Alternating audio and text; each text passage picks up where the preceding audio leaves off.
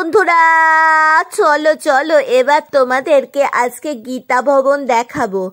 ঋষিকেশের গীতা ভবন। হ্যাঁ, ঠিকই শুনছো, হরিদ্বারেও গীতা ভবন আছে, তবে আজকে আমি তোমাদের নিয়ে যাচ্ছি ঋষিকেশের গীতা ভবনে। এই হচ্ছে জামা কাপড়ের দোকান ওদেরই।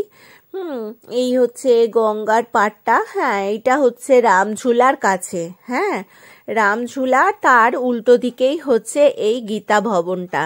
দেখতেই পাচ্ছ, এই হচ্ছে প্রথমে এন্ট্রির গেটটা দেখিয়েছি, আর এই হচ্ছে ভেতরে আমলকি গাছটা দেখো, আমার তো দেখে খুব লোভ লেগেছিল।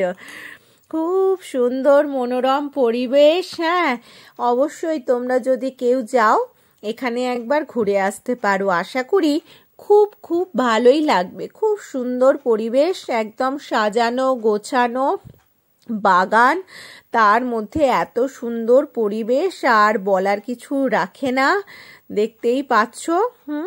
অবশ্যই কিন্তু এইখানে তোমরা সময় পেলে ঘুরতে এসো। আশা করি তোমাদের ভালো লাগবে।